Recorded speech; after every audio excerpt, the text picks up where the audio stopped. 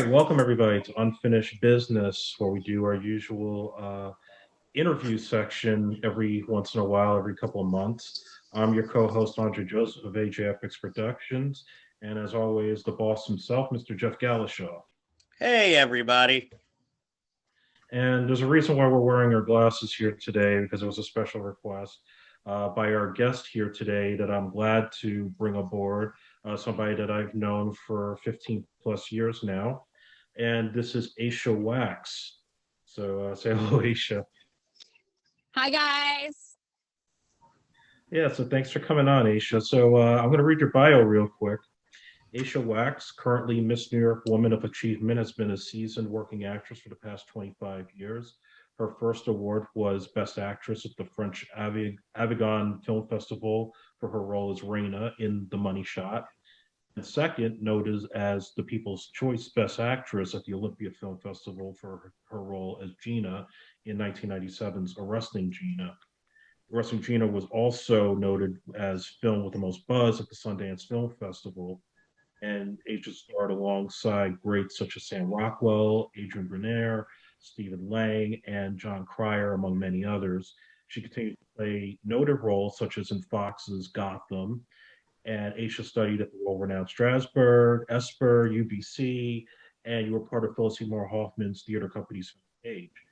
And you have the website aishaworld.com where you expand on your talents and past acting in other areas that you've thrived in.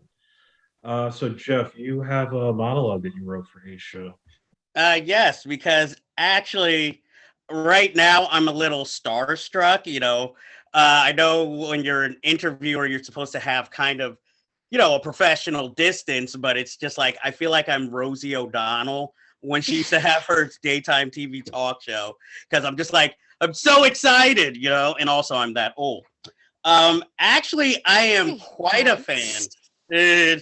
Because okay, let me just explain.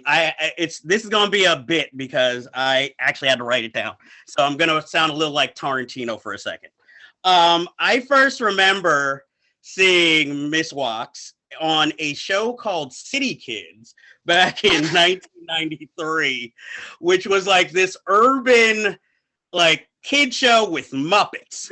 And I remember her playing Marisol, who was the little sister of one of the main characters. And I also remember Dule Hill was on the show.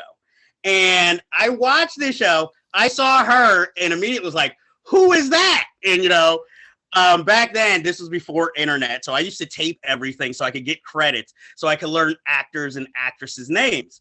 And I used to watch this show every week hoping she would come back. It was like, she never came back. But the show only lasted one season, so, And then didn't really see you around in anything again. This was before the internet. And then reading the New York Post one day, and they used to have a film column and editorial, and they were all talking about this movie, Arresting Gina. And I'm just like, how the hell do I see this? Because I can't get into a film festival. And then luckily for, I think, 2 weeks, it was playing at the IFC Center, like when it was a small theater, not the big one they have now. So, and it was like a film festival, like Films Week fave. So I went to see it, me and like 5 other people.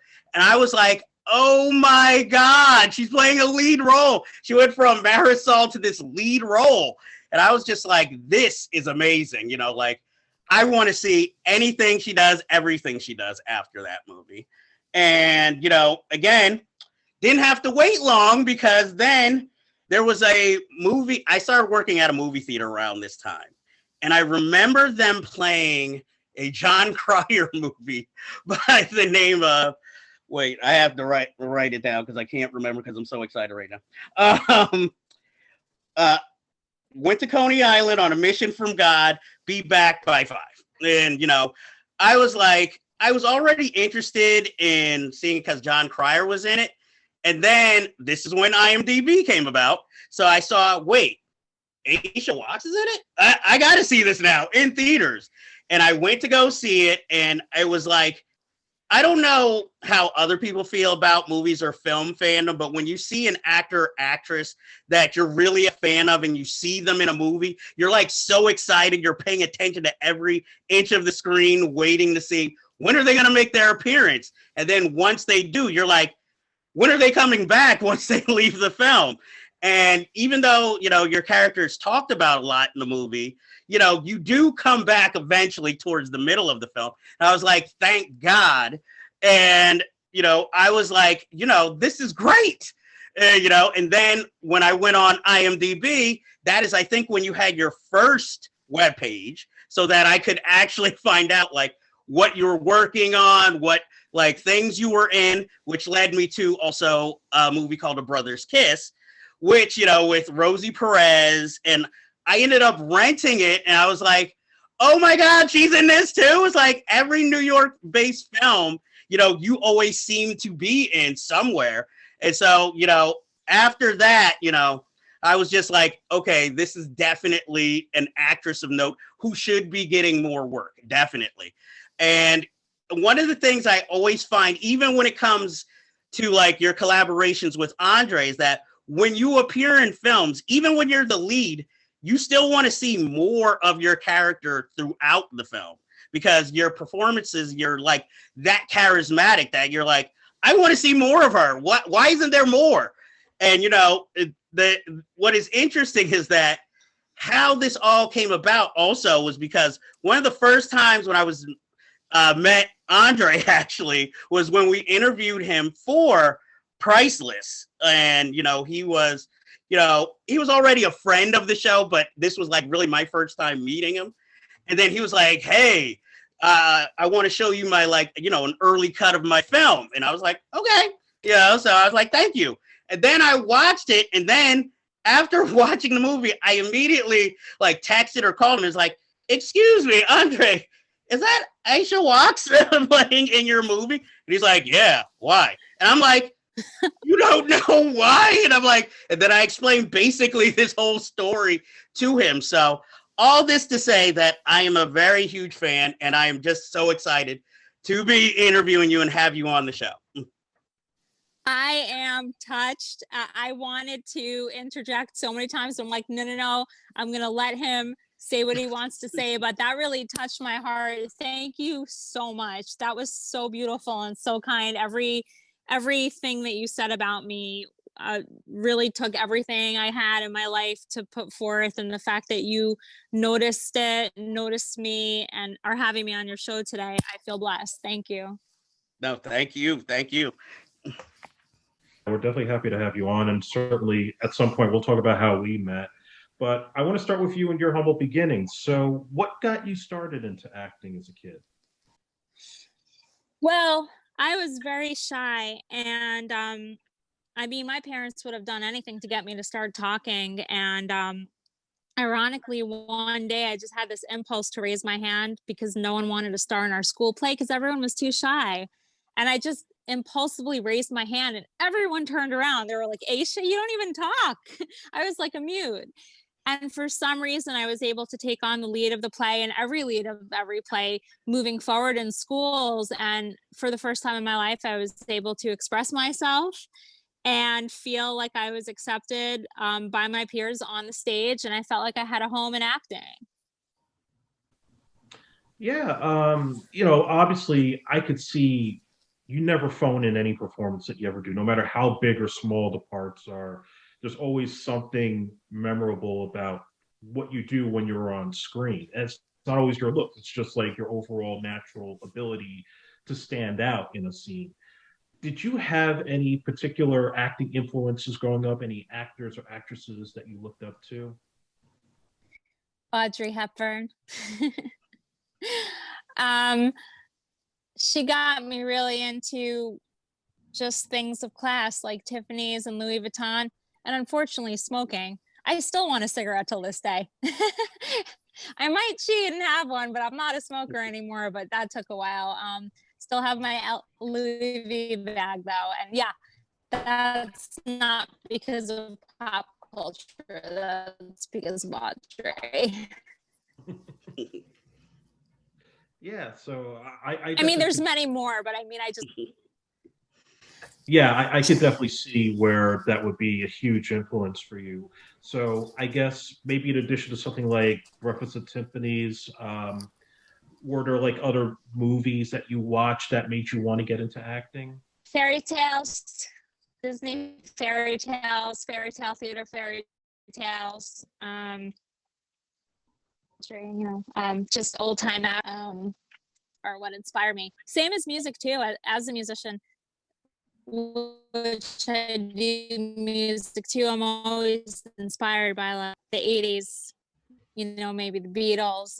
I'm not really ever inspired, or I like classic thing clothing and old-fashioned attitude and politeness to carry through this world side of us. I'm very spiritual, but I don't really like to consider myself so modern.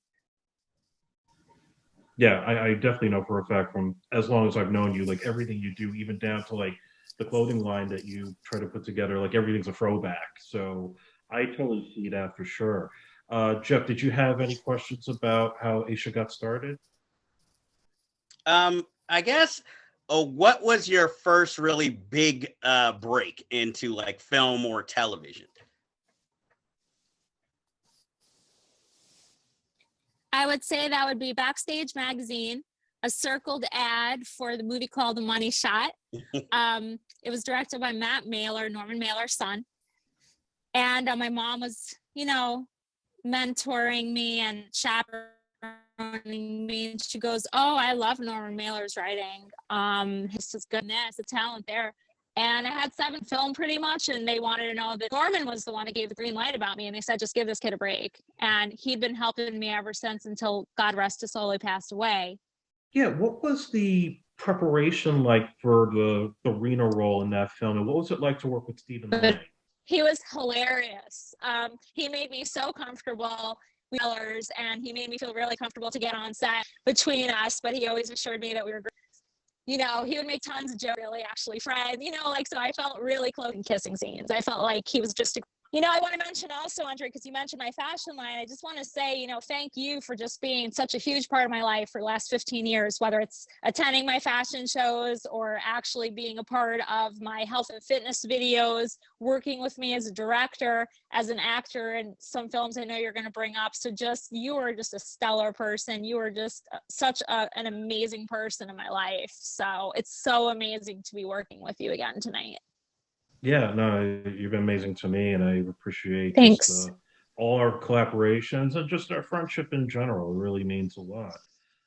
Um, Yeah, me too. let's talk about arresting Gina. What was that experience like for you, being that it was like your first full-on lead role in a film? I think I was really innocent. I was kind of pulled from right off the set of The Money Shot into arresting Gina. I pretty much was told by the director that she had seen my film clip of The Money Shot as she was looking for Gina. And she said that she was aware of my work before I even came to the casting. So the minute she saw me there, she pulled me aside and she goes, "You better impress this casting director because I want you." So I knew before I got the role that the pressure was on. And then after the audition, she told me, "Okay, we're going to bring some heavy hitters down.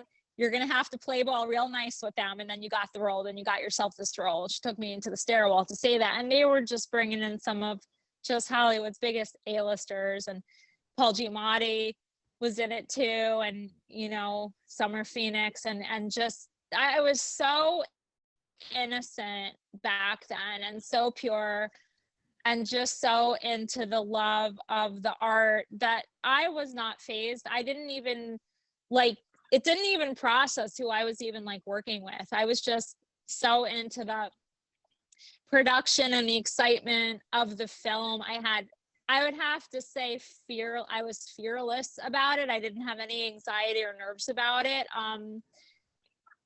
Later on in life, as the world went into social media mode and everyone started understanding who these people were that were in this film that I starred in, it just became like so in my face, like who I worked with. And it's like, I don't know that it would have intimidated me if I actually knew the capacity of these other actors, but like I was so in my own character study that I wasn't even paying attention to any of the glam part of it or the prestige part of it. I was just, let's do this scene. I was like a kid at play. That's what I could remember. It's the thing also about that film is the fact that, like, when I think about you, I think about that whole period of the mid late '90s with all the indie films that were coming out of New York, movies like Kids, Hurricane Streets, Welcome to the Dollhouse. That was like a different state, but still, like that group of actors, I kind of put you in that position with. Paul Giamatti and Sam Rockwell were definitely coming up at that time. So, what was it like for you, from your perspective, to be coming up in that period where you had that boom of indie films? It was a really weird experience for me to be picked off the stage to star in my first movie and then to be like picked up and put into the starring roles of all these other films, including working with John Cryer. I didn't have, like I was saying, I didn't have to audition for that film.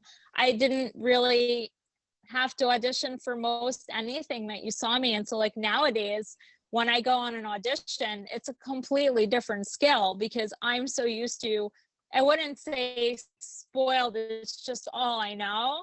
I'm just so used to getting a script, memorizing my role, going into my rehearsals and doing the scene work. So this whole audition thing, it's been, because I audition a lot now, it's been really strange for me to kind of like take a step back, not have an entire script, but have to like just imagine what happens around the scenes. It's a complete skill.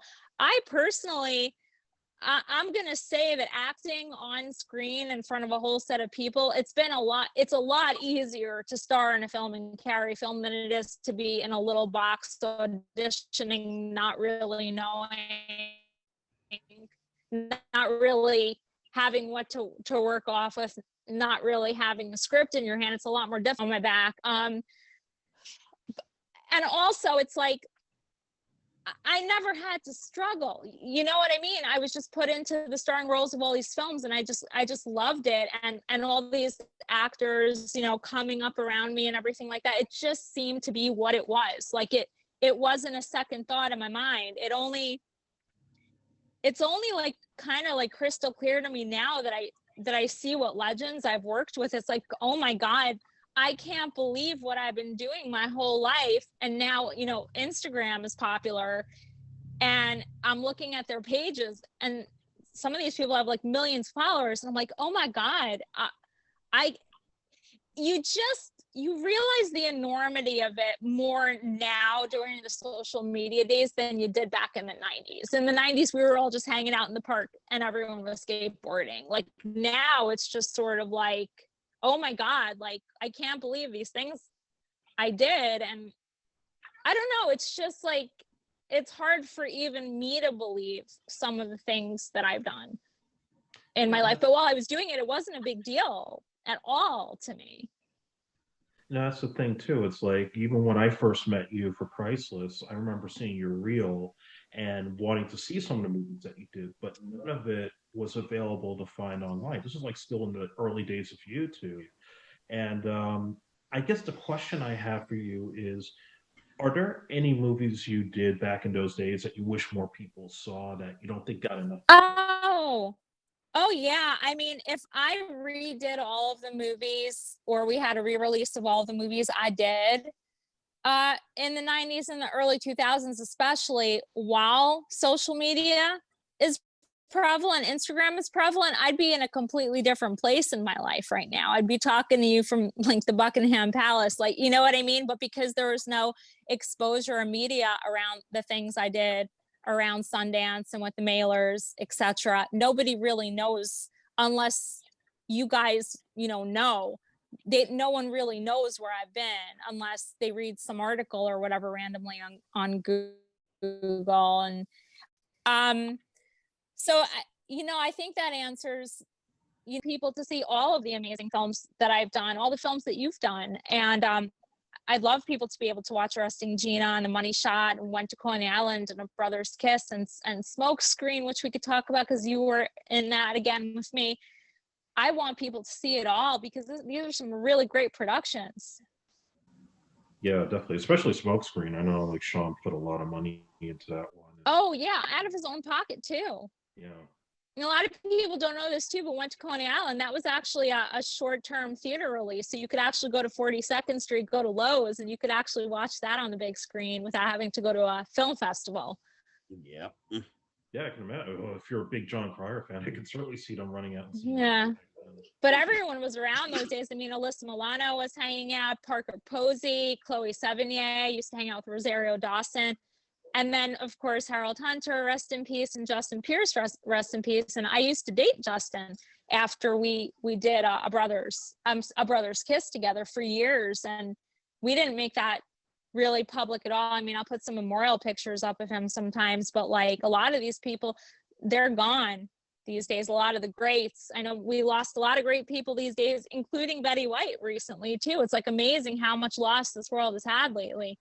Are there any like well-known films or roles that you were up for that you didn't get? I know there was one that you mentioned, but were there any others? Oh gosh, so many. I mean, I've been in the room with like a Jordana Brewster, like Fast and Furious type things. My friend Vin Diesel was doing those movies at the time. I put him in one of his first films. His scene was actually cut out, him and Gordon Vigilante. I cannot believe they cut a Vin Diesel scene out of my movie. Later on, I'm sure the director regret that. But like, yeah, I was in the room with her, Brett Ratner, a good friend of mine till this day. He still had me up for X-Men. I was supposed to play Stacey X, but I lost that part to a better candidate for that role. I was honored to even get that audition, though, to be honest with you. And I've been going on some pretty great auditions these days, like leads for like, you know, different shows, like for like HBO and like Netflix and like Amazon, like actual TV series. First time in my life I'm going up for leads for TV series. I've only had like co-star roles in television, as you know, like Gotham and Third Watch and you know, City Kiss. And I could go on and on, but like you were saying before, this is like I'm on for like the day or two and then that's it. So I'm not really used to starring on television shows. So this is like the first time in my life I've ever had these opportunities. I want to talk about the Gotham Experience because obviously that was huge for you. What was that like, and how did you get onto the show? Gosh, that was such a surreal experience for me. I kind of just decided to dress up like a 1950s, a little bow around my collar, and just when I went into the room, we all had appointments. It wasn't cattle call or anything like that, but they didn't know what they were looking for. There was a woman of every height, size, shape, race, gender, fashion sense, anything you can imagine. They had one of every type of woman in the world. And it's when you go to a casting like that, it's because they don't really know what they're looking for. Because a lot of casting calls that I go to, like every girl in the room looks just like me. But like in that casting, nobody looked like me. I was like the only one. And I was just so stylized for that role. And I brought such like a 1950s like vibe to the role that they were like, let's just cast this girl. And they cast two other girls in the scene with me, which are both Oriental. And basically, you know, they thought that I was like mixed and like half Asian and half American, because I think that a lot of people have told me that I look ethnically ambiguous and nobody could tell what my ethnicity is. So I guess they liked the fact that I look like I'm mixed. But I still think they wanted like someone that was more ambiguous for my role for some reason. So whatever it was, I just happened to fit that part.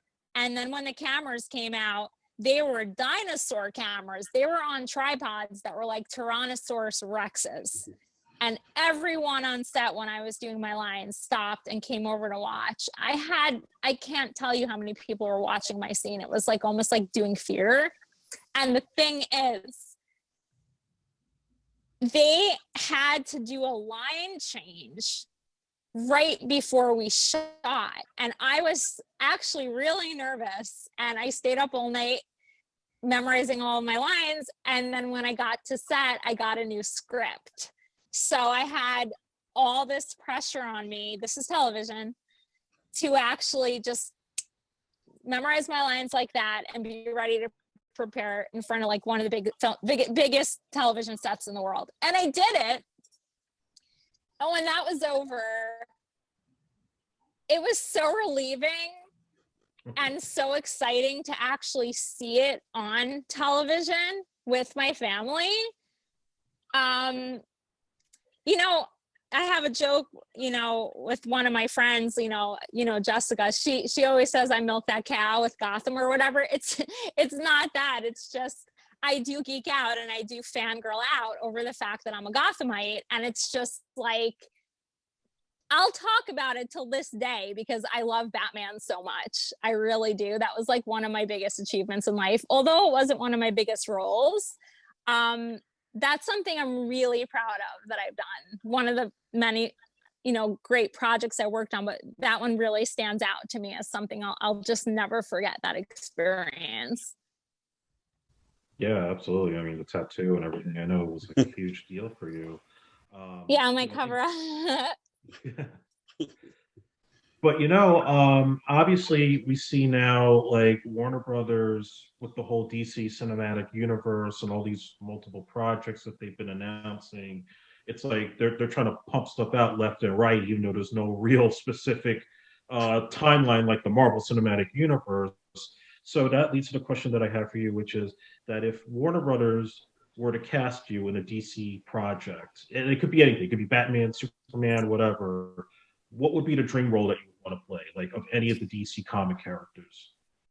Oh my gosh. I'll be actually like literally I never thought about it. Because I guess I'm just so down for anything in the superhero world. Um that like I don't know if like one part would be more ideal than another. I know that I love action roles. Um I know that I love comic books. I know that one of my good friends, Greg Weick, is a comic book creator, and we're always talking about like what kind of characters he could create for me. I know that when Sean Buttermer put me in Smokescreen, the minute he put a gun in my hand and gave me some like actual physical action, I know that I was in my element. So just put that superhero costume and some kind of weapons in my hand, and I'll be happy. So I guess I don't have a preference at this point. Or maybe I'll just play the Joker. That seems interesting. Yeah, maybe Kind of like a kidding, but yeah. not.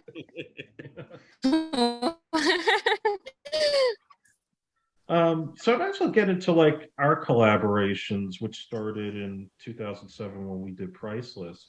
And the way that we met was through the casting director that we hired, and I'm not going to bring up her name. But we were looking for like the film itself. Like I play a jewel thief who is kind of a womanizer, and I've kind of screwed up a job, and I'm on the run from the mob. So I go and I hide out where I used to grow up and reconnect with my old girlfriend who I'm trying to prove like I could be a changed person while the mob is on my back. And we had this opening scene where you see me in my apartment with this prostitute, and my landlord's about to kick me out. And, here I am in bed with her, and I'm hallucinating thinking it's my ex girlfriend. And so the casting director suggested you for this part. I didn't know anything about the past works that you had done, but I saw like your IMDb and I saw your reel. And I was like, okay, yeah, I can kind of see her play this part. And then, I didn't know what to expect. Like somebody I'm working with that has all these credits, and I just got out of college, so I don't know how I'm going to deal with all these like union actors. But I just remember doing our scene and feeling like so comfortable and relaxed with you that it really was, you know, we could talk like this could have been a completely different movie right here. So that was kind of like the thing that stood out of all the days when we shot that movie. So I mean, I know it's a long time, but what do you remember from your experience just for the one day that you shot on it? I thought that it was a very interesting character, and she was very spicy, I remember. And it was just a very like sassy, kind of like fun day I had with you. And I didn't really know you that well, but I really enjoyed working with you. And I never realized that we'd become like super close and like bestie level friends and like do all these projects together afterwards, like just from like working on a scene with you. Um, I just really liked your scripts. You know what I mean? And I'm the type of actress, regardless of what budget, whether I'm the only SAG actress in the film or it's like a huge production, if I like the script, I'm all about give me those good lines. That's what I look for. So I just like your writing and I liked what you had my character say. Yeah, no, I mean, I definitely thought like you brought like a natural charisma to that role, and that was one of the reasons why, like when Thank I you. did Night Stream a few years later, that I cast you as the Martina role because I remember like originally that was supposed to be like an anthology movie that got crunched down into like a 30-minute short, and I knew I wanted the story to have like this one listener of this radio DJ host who thinks this guy's bigger than he really is, but once you meet him, he's kind of introverted. He's not, the person with all the answers. And, I thought about other actresses for that part, but you kept coming into mind as somebody that could play, a girl that's troubled, that's in an abusive relationship. You see this guy as sort of your way out, and it kind of takes some dark turns. What kind of preparation went into that? Because I know you were going through a lot of rough stuff back then, and it was a lot just to kind of get you through those scenes. Um, yeah, I mean, I kind of consider myself a method actor at times. So I was drawing from some real experiences there. It was really tough for me, but it's all in a day's work. You know me very personally, and you know that I've had some really hard things happen in my family, such as my mom dying of brain cancer, rest her soul at a very young age, as well as how close I was to my grandparents, and now recently my cat Gigi, who was Yeah. like a daughter to me. Um, Rest all of their souls. It's just so hard to lose people. And I mean, I definitely will give away one of my secrets and say that I'm a pretty happy person, but if I have to get into a dark moment, the first thing I think of is my family that I lost. And then then I start thinking about the reality of the character and what's going on. But to first get me into that bad mood, I do think about some bad things that happened to me. So, it's rough. It's rough to come out of it when you're done shooting that day, but it doesn't take much to cheer me up, So it's nothing scary to worry about as far as like falling into a method actor hole. It's like you could come out of it, it's okay. Yeah, no, I was going through some dark stuff too, so it was kind of like we kind of went through that experience together, as I remember. Um, and then we had a third collaboration. I mean, there were others, but nothing that I can really speak to right now. But the We third did one was personal projects together, right? yeah, there were like some small things here and there. But then the third big Yeah. thing we did was Smokescreen, which actually I got cast at the last minute as this dirty cop because Sean, the director, he had a different actor in mind for this part, and the guy dropped out last minute. He had some issues with the way the role was written, and I wasn't busy at that moment. I had just finished Vendetta Games, and you were the first one to call me up to recommend me for this part. So I remember looking at the script and thinking, okay, I mean, I don't typically play villains, but I could see this guy being kind of like a Bruce Willis, kind of like Ugh, a complete I just jerk. have to And say, you were stupendous. You were one of the best things in the film, let me tell you. And I could kind of like see people's ranges and actors, and like you usually play the hero, the guy that saves the girl, the guy that's trying to like prove, that he's actually like a good person and could make those changes or help people, like very very like moral and ethical characters you play. But I've also had moments where I've seen you and me both get pissed off at like stupid stuff that happened in life. And I'm like, man, this guy has a mouth on him. I said he could absolutely play a sarcastic, I had enough of this kind of cop. And I know you've never really played a character like that before, but because in real life, I've seen you put that on with me and just be like, this person and that person needs to take a hike. And I'm just like, this guy is perfect for this role. I'm sorry. I've seen him do it in real life. It's not like your normal character because you are so sweet, but like if someone rubs you the wrong way or pisses you off, I certainly would not recommend to piss you off. That's all. You're not dangerous or violent, but like I wouldn't recommend to piss Andre Joseph off. That's all I could say. And I saw that in you, and I thought you could play this role because I have done casting too in my life. Mhm. Yeah, I mean, I get my moments, but it would take like an entire episode, all my shit stories. But it was different for you too, because I mean, you had done the movie Bad Apple and Confucius, which was like the only thing that had any real action in it. You got to do some gunplay, but here you got to do gunplay. You got to like, take on some thugs and hang out with Sean and like wield guns and stuff. So obviously that had, like you mentioned before, it was definitely like once you had that in your hand, then you were totally into it. There was like no, you were like a trooper going through, at times, like I remember shooting in the Getty plant that's abandoned and you can rent it out like a location. It's like in the middle of August and we're all there, no air conditioning, sweating bullets, but we managed to get through it. It was really amazing.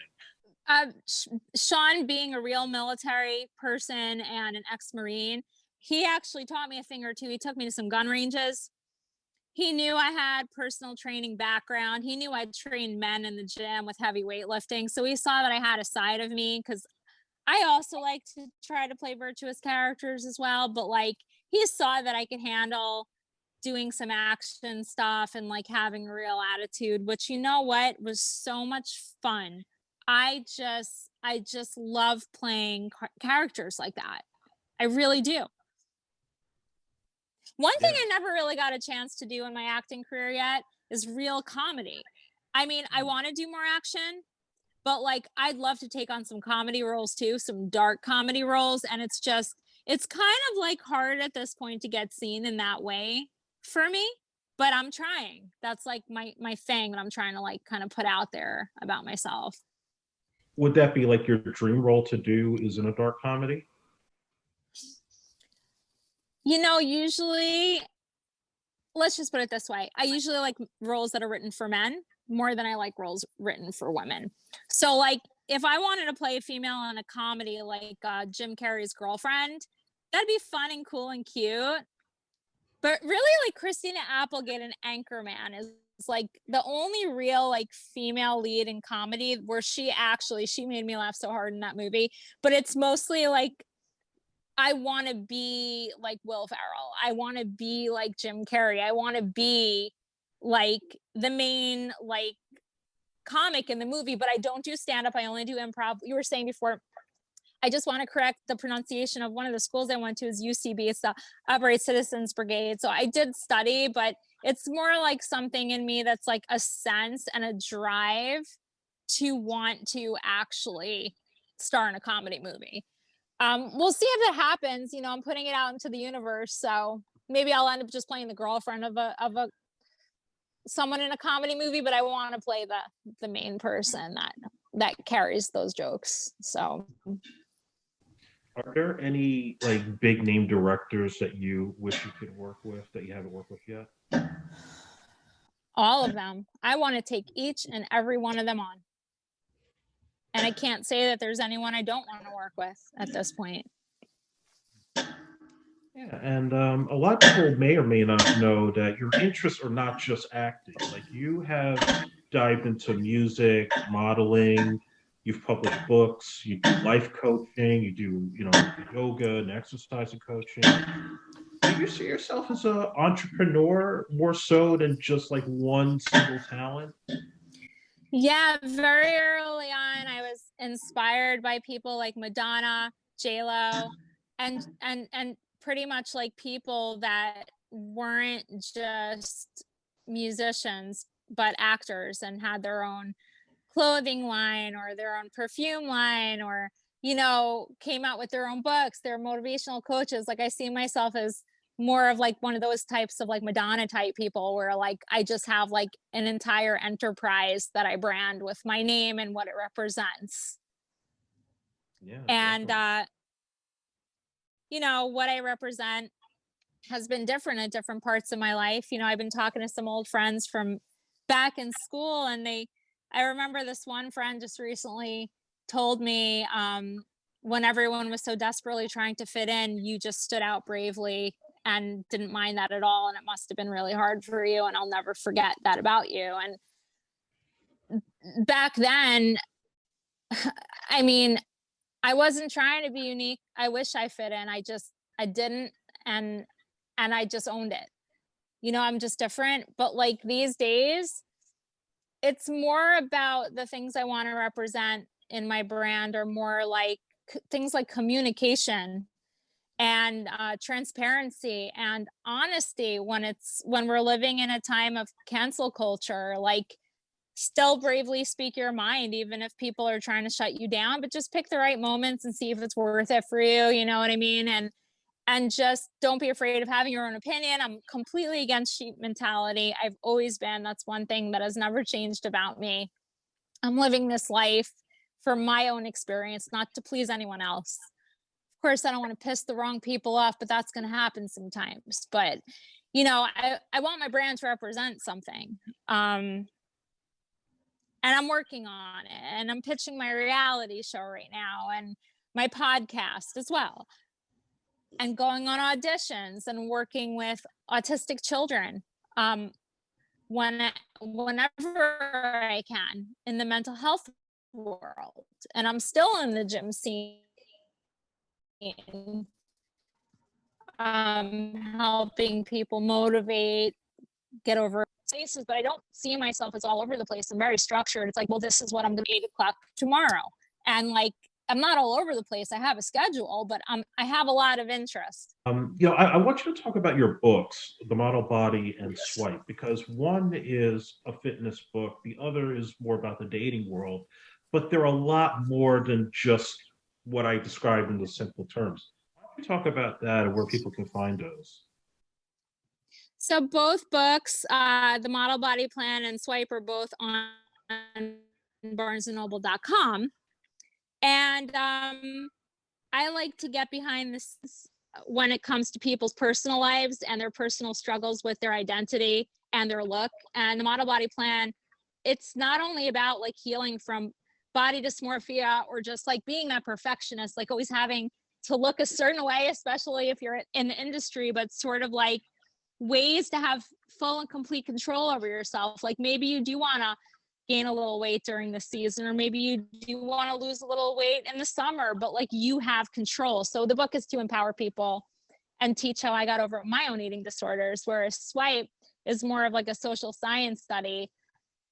Again, I'm getting behind the scenes of social trends, especially, sorry, in the, you know, the uprising of the internet and new social etiquette, and like how people these days isolate and ghost, breadcrumb, all these terms I discuss, and some possible reasons why. I do polls, I do statistics to just give people a better understanding of like what to expect and how to navigate while holding on to your own self-respect, whether you're trying to be friends with someone, date someone, do business with someone, or just simply be on good terms. I mean, there's like social cues and energy work that we could do to actually get our messages across and be, you know, more specifically coming across the way we want to, like sort of having control again over ourselves. The first book was about controlling our body and our image. And the second book is to control our own minds, our own personas, and how we come across in our communications. Yeah, and that leads to another point because, you've done all these things and you still keep going after all these years. What is it that keeps you motivated through all the struggles that you've been through in the industry and your personal life? What keeps you going? What keeps you waking up in the morning? It is, the entertainment industry it's a really, really hard thing. And especially because some of the biggest projects I did, because of that happening a couple years back and so on, before like the real heavy boom of the internet, Instagram and whatnot. I feel like I've had to try extra hard, and it's so very hard for me to explain who I am to people, which is why I love doing interviews that they could just watch and just know where I've been. um just being out there and just seeing, all these like booty pictures on Instagram with like a million followers. Meanwhile, I've been like working my booty off since the day I could walk, and getting in through these doors and carrying films on my back, and I'm over there and I'm just at about 10K. And it's just like, you could just get swallowed up under a pile of I don't like to say competitors, because we all have our own game and our own field, but like by the time someone would even get to my page, before someone could even get to my headshot, I am being swarmed under millions of others. It's not that I don't get the respect once it's my turn. It's just everyone wants to do it now. Everyone wants to be a social media model. Everyone wants to be a star and an actress. So it's just, but by the time they even get to me, it's just really, the work is not as frequent, but I'm still in the industry. And it's just, also there's like lots of ageism out there. You know what I mean? Even though I do get cast in my 20s, it's just there's so many like teenagers getting into the industry just now. And regardless if you look that age or not, like there's tons of ageism going on there. There's that struggle.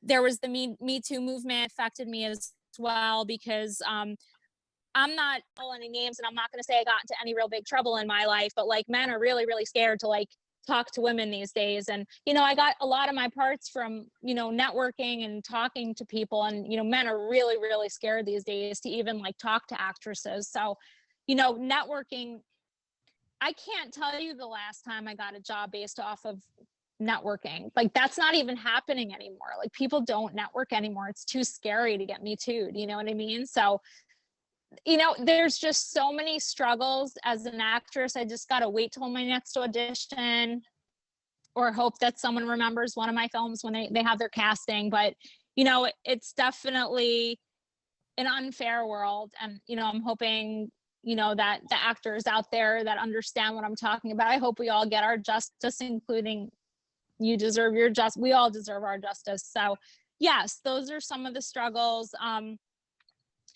And then also, because, I balance that with like being in the mental health world. I mean, wanting to get my master's in mental health is something I really want to do one day. Right now, I am a behavioral therapy technician, as well as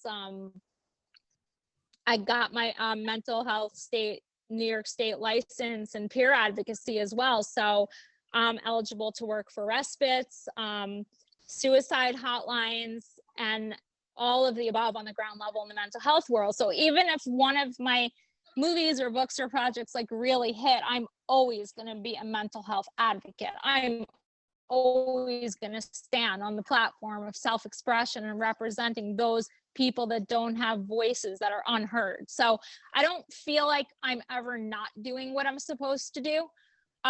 Whether it is helping people in need or expressing myself as an artist, it's just, I'm not going to say it's easy though. And you're asking me what motivates me. I mean, one thing definitely that motivates me is making my family in heaven proud of me. They put so much into me, so much time, so much love, so much money. I'm going to make it worth it for them.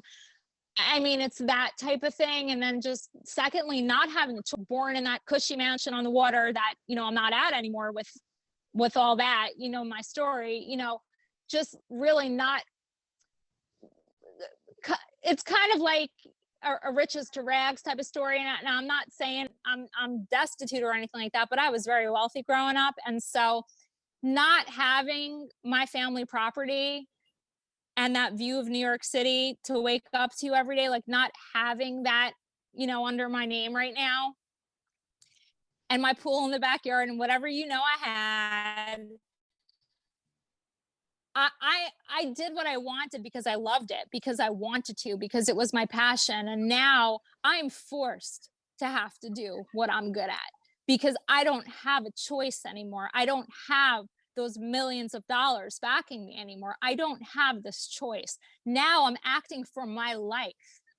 And it's a very different drive and motivation. I'm not saying it's fear, it's necessity. So I'm coming from a different place right now, but I got to see like a whole other part of the world and how people really struggle in this industry, in their auditions, surviving from mental health case to mental health, and finding cases are not easy in the mental health world either. Let me tell you, that's a struggle for me too, but I'm doing it. I'm living the actor's life. I'm living the therapist's life. And it's no joke. If I fall, there's going to be no one to catch me. So it's a different type of excitement. Yeah, and I do miss that mansion. I had some good parties there. I know, we had so much fun. Yeah. But I was I never wanted to film obnoxious, there was I? too before you guys had to move. Wait, what was that last thing you said? No, I wanted to actually film a movie there, but before you guys had to move out of it. We did film some movies there. One Deadly Road, which I think is called Gang Wars at this point, with Willie DeMeo and Burt Young. We filmed a bunch of things there. Listen, what can I tell you? Like, when you're like a trust fund baby, you could pretty much do whatever you want in life. You know what I mean? It's just, but I don't feel like I was ever like obnoxious back then when I had all that. Was I? No, I don't think so. Was I ever like, nose in the air? Yeah, no, not that, it's like I'm in right now, like I'm not suffering bad, but like from what I came from and what I was used to, like, I could definitely empathize with struggling artists now. Like, I could see what it's like. Look, when's the next audition coming? When's the next mental health case coming? What do you do in between gigs? In the past, I would just lay by my pool. You know what I mean? It's like, what do you do now? It's just a different story.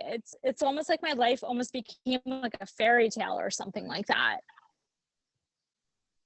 Yeah, and I guess you kind of Cinderella. Yeah, Wicked. that's definitely like a Cinderella type of tale. Yeah, I mean, I guess as we start to wrap this up, you kind of answered this question, but what advice would you give to an aspiring actress now? I love giving advice to aspiring actors. I would say, you want to go to Strasberg or Esper, UCB, Center Stage, go do that. But sorry, I apologize to anyone this will hurt, or any university that this hurts. Do not take acting as your major, okay? You go to school, go all the way, get your master's in something that's going to make you real good money, and do your acting. And then you're not going to have to wake up every day feeling like your life is on the line. You want to feel like you have a second career. So think hard, think long, and think, what else could I possibly be good at? Even if it takes 2 years, and go get that degree. Even if you leave the degree on the side and you just audition for the next 10 years, you have that degree to fall back on. Worst mistake I ever made was after I graduated NYU and got my bachelor's of science, I didn't go straight for my next 2 years of my master's degree. So guess what? I still want my master's. When am I going to get it? When am I going to find time to get my master's degree in between all these auditions? I guess I'll find a way, but gosh, do I wish I got that over with. Guys, get your master's degree in something that is not entertainment related. That is the best advice I could give.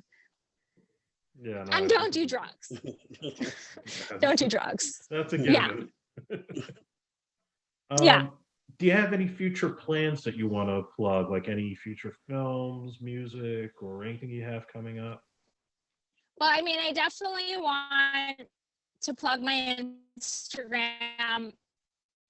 because it's like the most important thing in the world to everyone these days for some reason. I don't know why, because Facebook is cool too, but like it's Aesha Waks. So it's Aesha, middle name Hash, Hash, last name Wax, Waks. So yeah, definitely follow me on Instagram. Shoot me a DM if you want to refollow. And then as far as projects, I am working on Swipe Part 2 currently. And I'm currently pitching my reality show and auditioning for some like major television shows. So just please look out for my work. And like you were saying, check out my old work. Check out Andre's films with me. This is some real quality stuff that I've worked on in the past. And maybe it might not be fully accessible to everyone all over the world. It's definitely worth seeing what real quality work looks like. And I don't know, these days, a lot of people like to slap stuff together and just get their fame and their money, but there's some real workmanship in the stuff I've done. So it's not like I'm an old lady or anything like that, but you know, these days things are really different, especially during the pandemic. So yeah, please check out my old work while you look out for my new work as well. And that's pretty much, gosh, I mean, I'm just so flooded. I don't even know what I forgot to. It'll come to me after when it's not important, I guess. So I think we've covered a lot of ground. Jeff, was there anything you want to add before we wrap up? Well, I think I'm going to end this as I began it with a long diatribe, not too long though. Just sitting here, sorry if I seem like I was more a +1 in this conversation. I just felt like the audience surrogate, just like watching, like listening through all this, because it's all revelatory to me, because I know Andre for, you know, obviously quite a few years. I've been a fan of yours, but this is, you know, officially my first time meeting you. So like some of this information is new to me. So that's why I'm just sitting back like, wow, you know, that's why I'm like, I'm not going to intrude. I want to hear more of this because it's like captivating. But also I want to say that you were talking about like, you know, looking at your past roles and where you've been and, you know, realizing how lucky you were. But also I feel like, well, now as like an older person myself, looking back at your past roles and seeing where you are at now, it's also can be seen as like looking back at that certain time in your life, remembering what, you know, where you were, what was going on. And you can also learn and remember those memories of what it felt like there that you can use, you know, in your day-to-day life. And, you know, you've led a pretty good life, you know, as always, we all have our hardships, but just like sitting here listening, you know, again, you're on so many projects that are near and passionate to your heart. And it's sort of like, you know, no matter what, you'll always see you somewhere, you know, being passionate and like inspiring. And, you know, I didn't even think I'd get this choked up right now just talking about it. But, you know, it is very inspiring. And, you know, I just want to thank you for being Andre's friend, for being on our show. This really means a lot. And little known fact, I actually co-starred with you in one of Andre's movies. I was only a voiceover, so it wasn't like I was in any scenes. So it was like his gift to me that I actually got to kind of co-star in something with you, even though I'm not an actor really. So I just want to thank you again for being on the show. Wow. Thank you for having me. I had no idea. That's amazing. You are such an awesome and cool and kind person. And thank you so much for what you're saying to me. That's so beautiful. Thank you. Yeah, and You're welcome. you again What? for What? We and, all just you know, went we'll have all silent.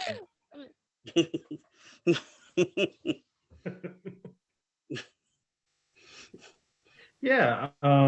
Yeah. So, I mean, we'll have your info in the comments section, and you know, to find your films, to find your books, to find your website. And Aesha, again, this was a pleasure. Thank you so much. And you know, the world needs to see more of your work for sure. So Yes. hopefully Yes. something comes out of this that will help you along in your journey. And we really wish you good luck on that. Yeah, send them Oh, my thank way. you I will so tell much. it. Oh, and right back after both of you. It's been so much fun tonight. Thank you. All right, guys. So until the next one, we'll see you at the movies.